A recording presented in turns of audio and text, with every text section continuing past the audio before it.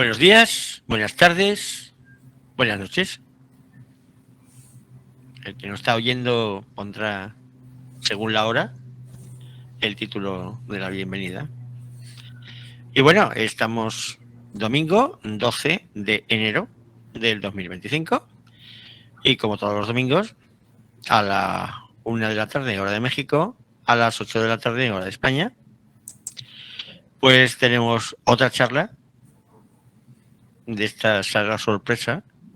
Y la sorpresa nos la da, como siempre, nuestro querido amigo Fernando, que es nuestra caja de sorpresa y sacará la semilla.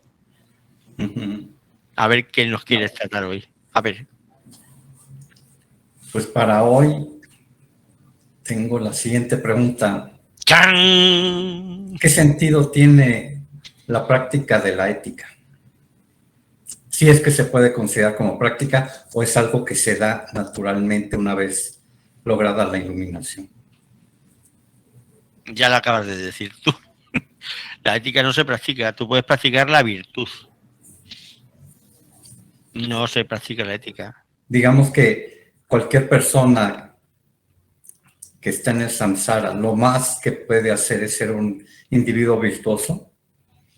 No, es más, es hasta malo ser un individuo virtuoso. Ahora vamos a explicar.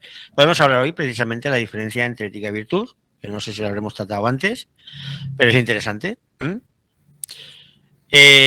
Básicamente, para poder ser ético, porque la ética, tengo una frase que me gusta muchísimo decirla, porque la ética trasciende todos los mundos. Y, o sea, la ética es algo que trasciende los mundos. Pues hay que darse cuenta de ese detalle. Y como tal, la única forma de montarse en la ética es montándose en la sabiduría. Solamente aquel que es sabio puede ser ético. No es algo que se practique, se es.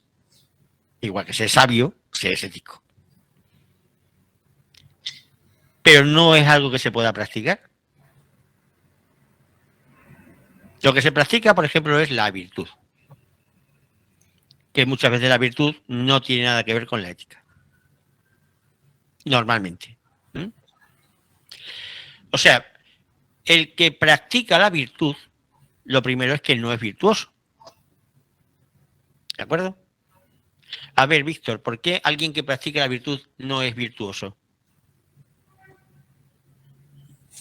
Practica la virtud porque no es virtuoso, pues quiere un contrapeso a las consecuencias que puede ser siendo lo que es. Si es una persona disoluta, a lo mejor no le conviene ser disoluto, ¿no? Y entonces trata de tomar un comportamiento virtuoso, como dicen, pero en realidad no es virtuoso. Nada más es una pose. Sí, es una pose, exactamente.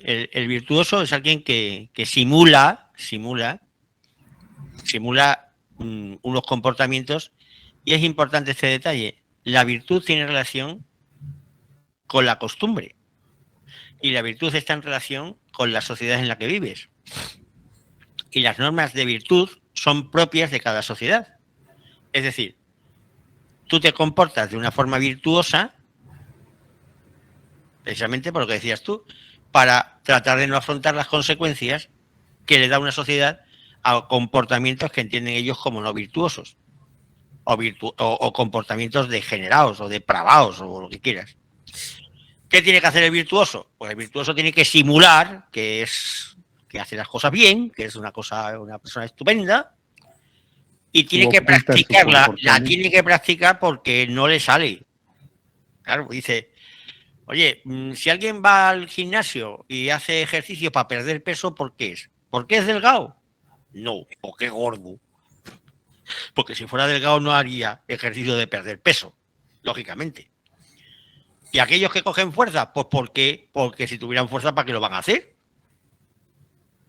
Entonces, los ejercicios de virtud son ejercicios que además son bastante cabrones, porque básicamente hay que considerar que cuando alguien agarra el camino de la virtud, tiene que luchar contra su propia naturaleza. Y si vemos casos así insignes de virtuosos, por ejemplo, en el cristianismo, ¿sabes? Por ejemplo, un patrón de mi tierra, que era San Pedro de Alcántara, que fue uno de los que influyeron en la pobre de la Teresa para ponerle loca la cabeza a la pobre mujer.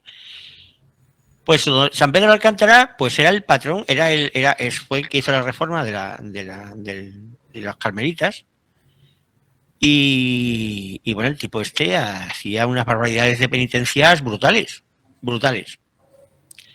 Cuando tenía la tentación de la carne, pues lo que hacía es que iba corriendo, se quitaba el hábito, ¿sabes? Y se tiraba a un montón de zarzas. Si conocéis cómo son las zarzas, están llenas de espinas, se tiraban las espinas ahí y se rebozaban las espinas. ¿De acuerdo? Dormía, por ejemplo, sentado en una hornacina en la pared. Hola, Sandy, qué bien que te veamos. En una hornacina en la pared, sentado y con un palo, que ponía la cabeza del palo ahí. Hay un monasterio muy divertido que se llama el Monasterio del Palancar, en mi tierra, en Pedro Solacín, en Cáceres. Y ahí es el monasterio más pequeño del mundo. El claustro tiene 1 metro cuadrado. Y tenía a los monjes que vivían con él viviendo en unas condiciones, vamos, tremendas, ¿sabes? Dormían sobre un cacho de palo, vamos, de tabla y así, y todo era penitencia y cosas así. ¿Tú te imaginas cómo tenía que ser el tío de Calentorro, sabiendo que si tenía malos pensamientos iba a tener que tirarse a un montón de zarza? ¿Cómo es la naturaleza de San Pedro de Alcántara?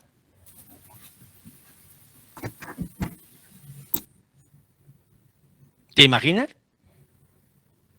¿Que se tenía que restringir a base de penitencias brutales? Un instinto animal, nada más. Sí, no, pero además de ser o sea, la pelea de ese hombre es una pelea contra su propia naturaleza, o sea, sí. Pero además, muy salvaje.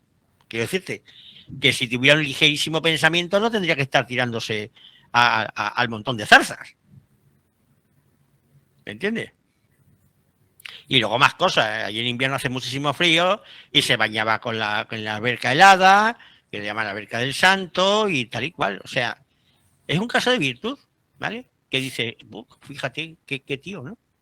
Pero claro, dice, ¿realmente hacía algo este hombre? ¿Tú crees que realmente por tirarte las zarzas va a dejar de tener pensamientos así truculentos? ¿Lascivos? ¿Tú qué crees, Fernando? No, yo creo que no. No es por ahí. Al contrario. Al contrario.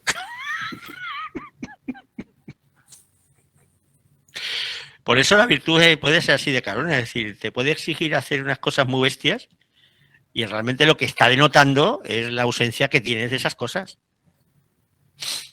Gente muy notable que eran gente además así. Volvemos con el tema del cristianismo, que me hace gracia porque es que tiene ejemplos así muy graciosos. Si os acordáis de los fariseos,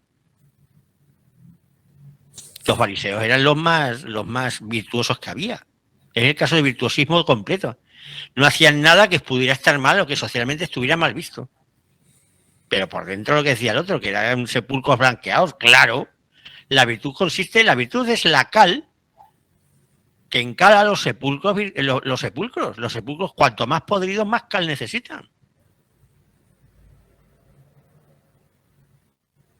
Lo cual da de pensar. Entonces yo cuando veo gente que es, y además lo sueles ver, ¿no? Personas que son muy virtuosas, que son muy escrupulosas con todo lo demás, son gente que están enfermos, están podridos, pero podridos del todo. Bueno, están tan podridos que han tenido que se han dado cuenta que son incompatibles con la sociedad. Y agarran el virtuosismo precisamente por eso. Bueno, cualquiera tiene amigos que te comentan, que dice, Menganita, que es la tía más virtuosa que hay, se las pasa en misa todo el día, no sé qué, no sé cuánto, pues tuvo una etapa en su vida que cada vez que se enfadaba con el marido, pues se acostaba con alguien que encontraba por la calle. Pero así una vez y otra. porque se enfadaba con él, no sé, porque el marido se iba en bicicleta, o se iba a algún lado, o llegaba tarde, o lo que sea, pues el enfado de esta consistía en salir para ahí y cogerse a alguien. Hasta que un día el marido la pilló. Se dejó un móvil en el taxi, llamaron, hasta que hacen Valencia, y empezó a tirar el país, claro, se divorció. ¿Qué sucedió? Pues que se encontró esta mujer ahora mismo que la habían cachado, todo el mundo sabía lo que era, y ¿qué optó? Pues optó por el camino de la virtud. Y ahora se dedica a estar todo el santo día rezando y a darle charlas de virtud a todo el mundo. Pregunta, ¿tú crees que ha cambiado esa señora por dentro de lo que era antes a lo que es ahora? No. Precisamente, si hubiera cambiado, no tendría que estar en la iglesia rezando. ¿No os dais cuenta esos famosos asesinos seriales en Estados Unidos que de pronto encuentran a Jesús? Encuentran a Jesús. He encontrado a Jesús. Digo, lo que tú no quieres es que te frían en el corredor de la muerte, cabrón.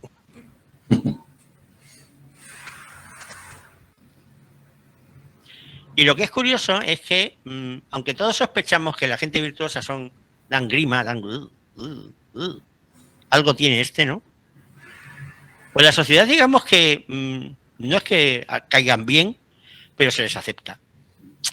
La verdad, porque están haciendo un esfuerzo porque son unos psicópatas que básicamente lo que tratan, bueno, tienen sus historias, ¿no? Para que tratan de ser, vamos, de que la sociedad no les censure. Y la sociedad es el gobierno, y el gobierno sabéis que pone la religión y pone qué ética, vamos, qué virtud hay que hacer y hay que practicar y tal. Y así está el tema. Ni más ni menos. ¿Y qué se busca? Pues que la sociedad te acepte, que la sociedad no te reprima. Incluso, pues te puedes dedicar a dar lecciones a la gente de cosas que tú careces totalmente, claro. Pues eso es la virtud. Ya sabéis que a mí los virtuosos me caen mal. Y luego la ética, lo que digo yo siempre, que la ética trasciende todos los mundos. La ética, hay que darse cuenta de la condicionalidad, porque la ética es como el gradiente de la condicionalidad. ¿Sabes? Es la forma de cómo pasar la condicionalidad con el mínimo, o sea, con la línea máxima pendiente, o sea, digamos, sin ningún obstáculo o con el obstáculo mínimo. Es decir, y eso te conduce a tener el mínimo de problemas. ¿Por qué? ¿Quién puede ser ético? Aquel que entiende y vive viendo cómo funciona el mundo. Y se adapta. No se adapta, no tiene que hacer nada, porque ve lo que hay, con la sabiduría, evidentemente, y ve cómo hay, cómo funciona, y va por ahí. O sea, es como un señor que sabe manejar un coche y va por la carretera, pues como tiene que ir y guardando las señales y tal, no las guarda porque me estén bien o me pongan multa, ¿no? Las guarda porque sabe que está seguro haciéndolo así. Y no se mete en lío. Y ya está. Y es natural y no hace nada especial. El ético no tiene que hacer nada. Le sale solo. Pero claro, hay que alcanzar unos niveles bastante altos como para darte cuenta cómo funcionan los mundos. Y es lo que digo, para llegar a la ética tienes que llegas a través de la sabiduría, pero es que tu comportamiento, según vas aumentando el nivel de sabiduría, que al final la sabiduría es lo que verdaderamente libera, pues tu comportamiento se va volviendo más ético. Ético no es virtuoso, ¿eh? O sea, empiezas a hacer cosas que a la gente le pueden parecer raras, ¿no? Que haces cosas que a ti no te perjudican. O sea, a ti no. O aquellas cosas que puedan perjudicar a alguien, que te puedan perjudicar a ti, pues las evitas o las solucionas. ¿Vale? Que muchas veces hacer a la gente del karma, ¿eh? ¿Sabes? Eso de que vas a un banco y te la hacen y les montas un pollo, que vamos, haces que le bajen la calificación a todos. O sea, le montas una de cojones. ¿Y qué consigues? Pues que la siguiente vez, cuando vayan a joder a alguien, van a joder al vecino, a ti no. Tú, oye, que viene este. No, no, no, ni se te ocurra, ¿eh? Atiéndele bien, ¿eh? Que la próxima lo echan. Y ese es el ético. El que prefiere no meterte con él. Y entonces, ¿qué vida tiene el ético? Pues tiene una vida muy feliz. Y sobre todo cuando alguien le chinga, porque siempre hay un imbécil que le chinga, no sabe dónde se está metiendo. Y el ético se lo va a pasar muy bien, ¿sabes? Clavándole agujas en los ojos. ¿Para qué? No porque sea especialmente sádico haciéndolo, no, no. Es para dejar claro que ahora me la hace porque tú no sabes de qué iba, pero ya no va a volver a hacérmelo, ¿verdad? ¿A que no?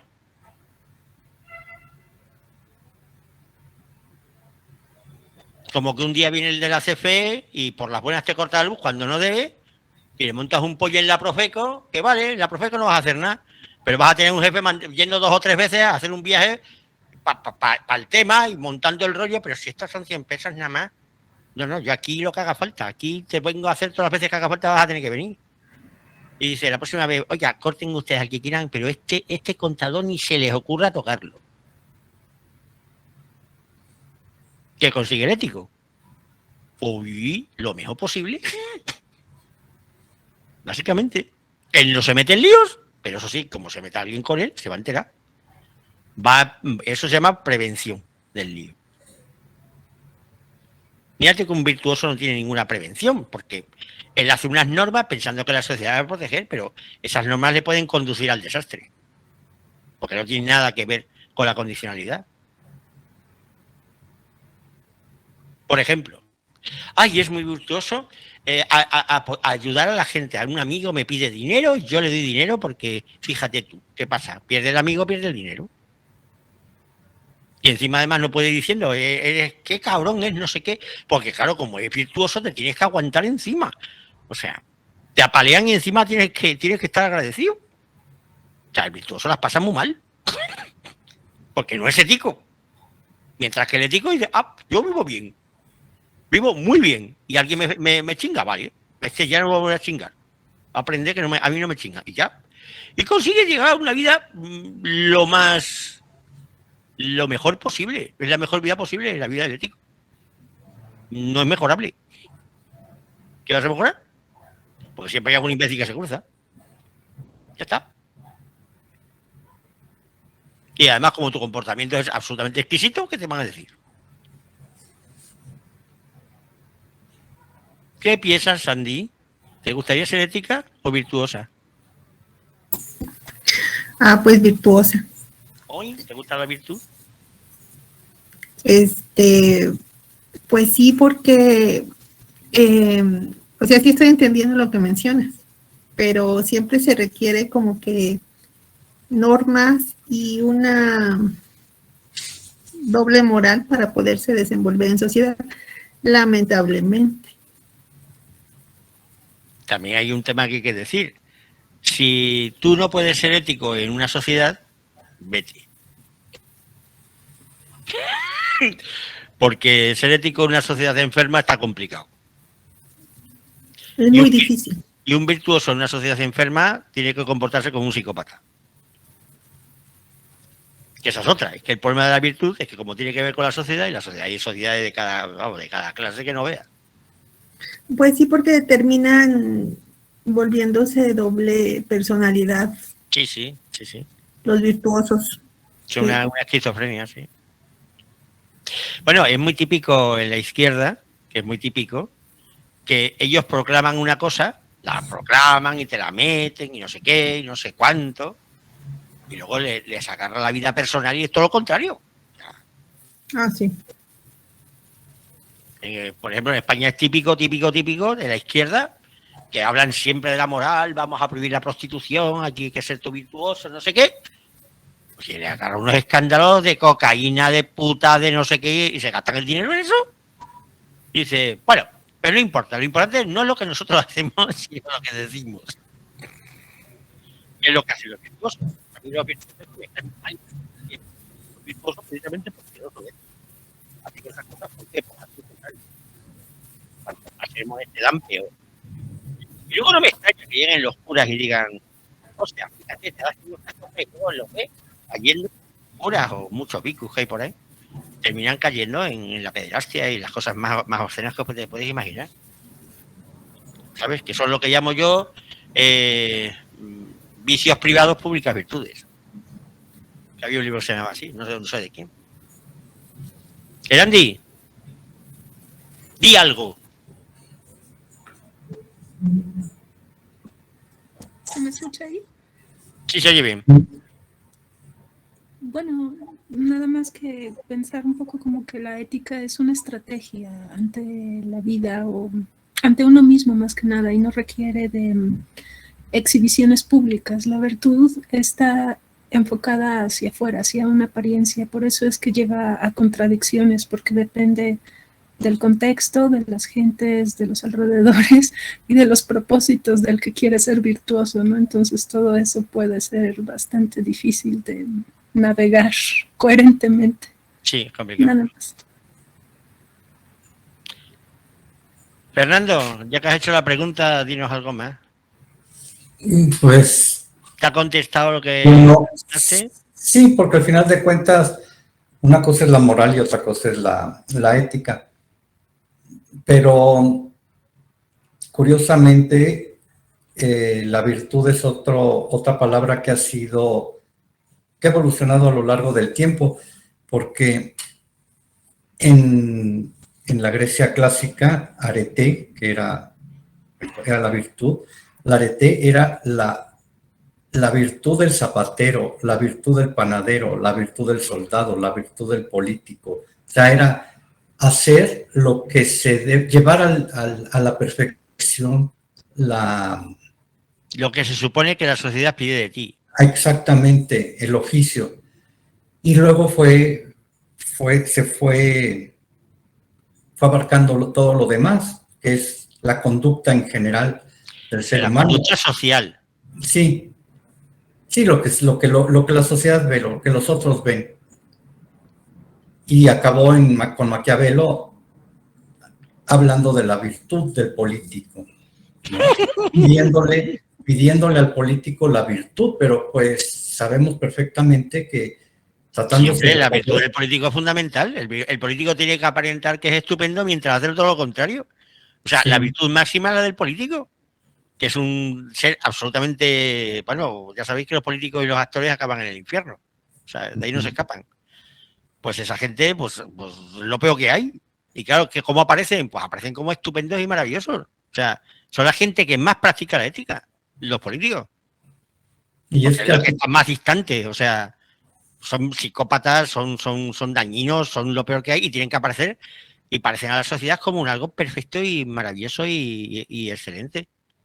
Y de verdad, ser político está cabrón, pero cabrón. Porque tienes que ser muy malo, porque si no eres muy malo no llegas a ningún lado, pero muy malo. Y luego encima además estás obligado a parecer que eres muy bueno. Claro, y yo me acuerdo que hice un ensayo para una materia en la maestría en filosofía y lo titulé El paradigma maquiavélico, porque durante toda la Grecia clásica y después se creía que la ética era lo que movía a la política, es decir, el político tenía que ser virtuoso, tenía que ser ético. Pero me di cuenta que, tomando en cuenta que en ciencia siempre hay un paradigma, que así lo demuestra Thomas Kuhn en su libro Las revoluciones, ¿cómo se llama? Ya no me acuerdo bien el título, pero dice que siempre hay un paradigma, ¿no? En la ciencia. Y de acuerdo a ese paradigma va habiendo nuevos hechos que son verdaderos. Entonces se me ocurrió que también en política Maquiavelo puso un paradigma, que fue todo lo que escribió en El Príncipe de Maquiavelo. La política no es ética. La meta del político no es ser ético, sino conservar el poder. Hacerse del poder y conservarlo. Pero para hacerse del poder y conservarlo tiene que ser virtuoso. Entonces, cuando tú lees El Príncipe, te das cuenta de que es la mejor descripción de la naturaleza humana. Yo siempre había dicho, es que venimos sin manual de instrucciones a este mundo. No, ahí está tu manual de instrucciones. Esa es la naturaleza humana. Y cualquiera que quiera ver cuál es, que lea el Príncipe de Maquiavelo, ahí está todo. ¿Tú sabes quién era el príncipe? Sí, era Esforza, no me acuerdo No, cuál no, fue. no. Bueno, él se lo dedicó. No, se lo dedicó al hijo del Papa español de Alejandro VI, que era César Borgia. Sí. Se lo dedicó para ver si aprendía un poco de política, que era muy malo, políticamente hablando. Pero Entonces, retrataba la vida, el príncipe no era él, retrataba la vida y se inspiró en el mejor político de todos los tiempos. ¿A quién sabe quién fue el mejor político de todos los tiempos? ¿quién? Fernando de Aragón, El año católico. Ni tocayo. Menudo pajarito. Un pájaro, ese era rey de este señor de aquí arriba, del Carlos, que ese es rey de él, que no era rey de los castellanos.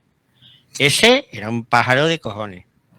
Vamos, estaba hasta las narices de su yerno, se lo cargado. Con su señora Isabel la Católica, menuda pareja de Alicante. Menuda pareja de dos, pero el Fernando era un pegamos, ya te digo, el mejor político de todos los tiempos.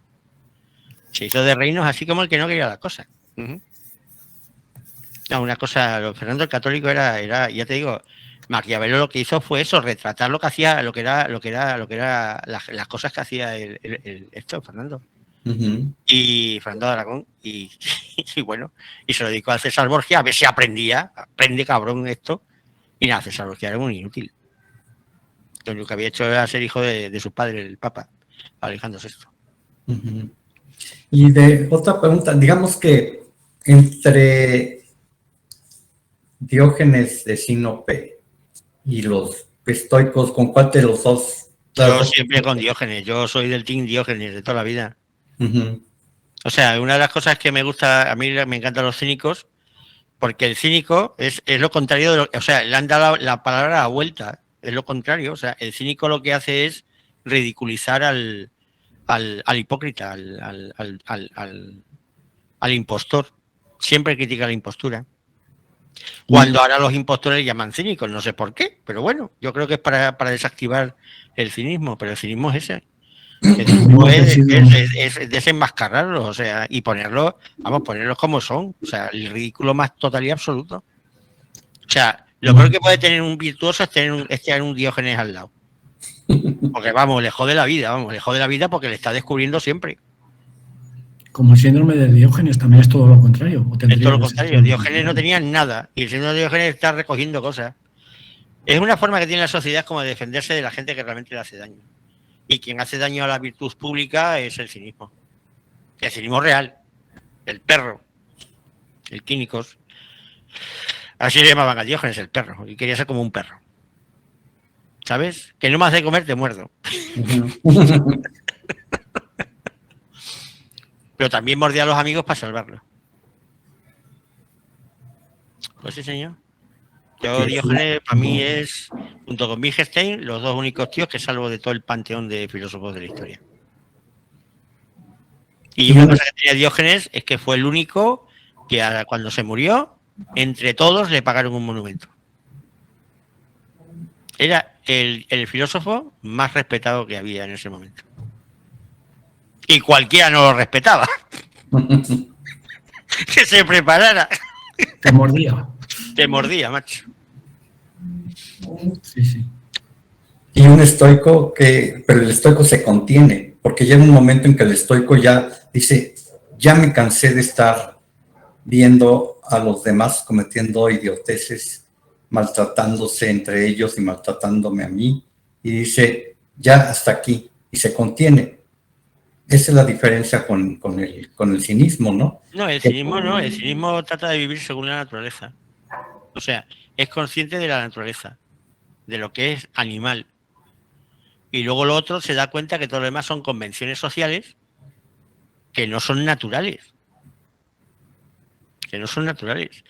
A mí la anécdota, ya sabes que no escribió nada, pero vivía haciendo performance, que es por lo que es tan conocido.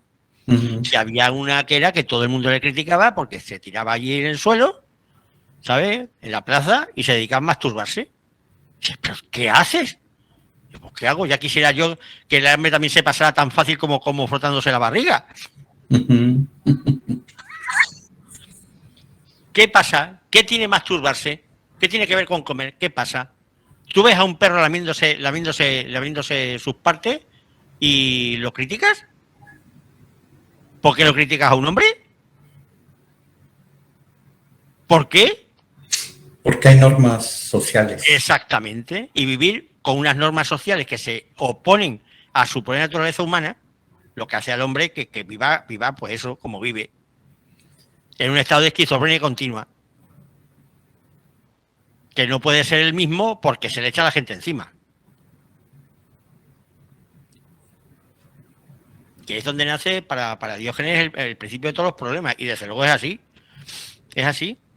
Que una de las cosas que con el tiempo me he dado cuenta es, me estudio el cuerpo, veo cómo funciona y una de las cosas que tiene la ética es hacer que el cuerpo funcione como tiene que funcionar.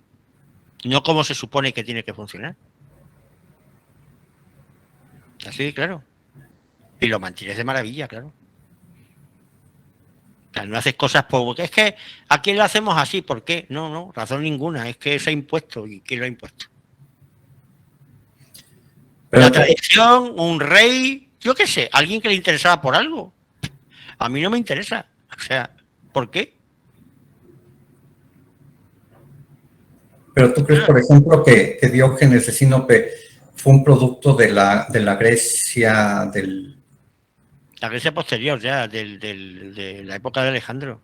del helenismo. El helenismo, del final del helenismo, sí. Ya, y por ejemplo, los estoicos, que aunque Te recuerdo la anécdota de, ¿sabes? La anécdota de Diógenes y Alejandro, ¿no? Dijo Alejandro aquello de que si yo no llego a ser Alejandro, me gustaría haber sido Diógenes. Una, dos. Le fue a ver, o sea, dejó todo, le dijeron que estaba en no sé dónde, fue a verle, y cuando llegó allí con todo el séquito, le dijo, pídeme lo que quieras que te lo concederé. Y eso es lo que le contestó, ¿no? Sí. Apártate que me quitas el sol. Pero el estoico yo creo que va más con saber que no tienes control sobre nada. Sí, pero tú no tienes control sobre nada, aceptas que no tienes control, pero te mantienes dentro de una virtud que no es la tuya. O sea, el estoico quiere ser... El estoico, digamos, que sufre, como las hemorroides, sufre en silencio. Y se aguanta. Se aguanta. No protesta y trata de vivir una vida virtuosa asquerosa sin protestar. Es decir, ay, me han condenado a esto, pues vamos a aceptarlo. O sea, hay que estar más del lado del cínico que del estoico. Por supuesto, porque el cínico es radical, el cínico va a la raíz del problema. La raíz del problema, uy, qué bonito, un águila por aquí, qué padre. Qué bien, me encanta Vallarta, es una cosa fantástica. Te vienen ballenas, te vienen águilas, ostras, pero un águila de verdad, ¿eh? Bueno, ya te digo, el ético es como es, y Diógenes te daba ese ético precisamente siguiendo lo que es el cuerpo. Porque la naturaleza, ostras, un sopilote, un águila, algo está pasando por aquí, se habrá muerto alguien, estarán comiéndoselo. Luego cuando quedemos en la reunión os lo digo, ¿otra más?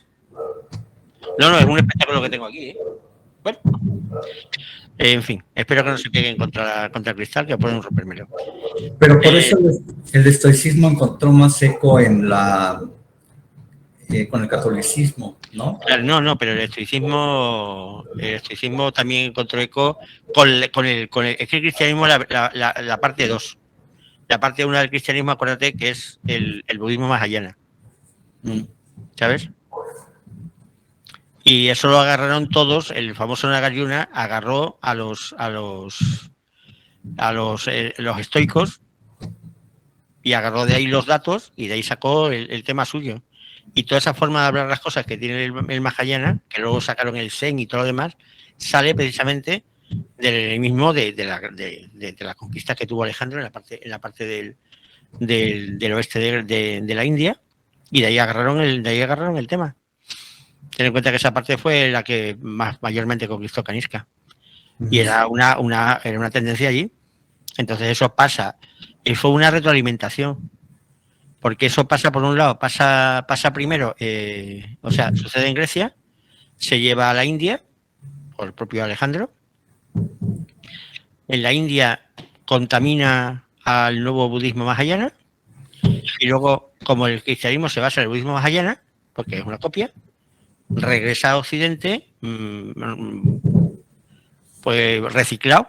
Es una especie de doble reciclaje. O sea, aparece en Grecia. Se lleva con las conquistas y con pues que eran reinos griegos. Se lleva a la India, al crearse el Mahayana, se agarra, porque es lo que estaba de moda allí. Y hay unos grandes sabios que son de esa escuela. Y luego va y el cristianismo, que es una copia del Mahayana, pues claro, pues toma elementos de ahí, normal. Entonces se vuelve a reinyectar otra vez en Occidente en forma de cristianismo. Y al fin y al cabo, pues el estoico vendría a ser un santo, sería un estoico. Que es algo que le interesa al gobierno, ¿me entiendes? Porque ten en cuenta que tanto el Mahayana como el cristianismo son dos religiones impuestas por un emperador, y claro, quiere que la gente le obedezca y no haga guarradas ni nada de eso. Les viene bien. ¿Va? Pues yo creo que así hemos quedado bonito, ¿no? El día. Pues nada, que hasta el domingo que viene está bonito el día. ¿Va? Pues vale, hasta luego. Bye.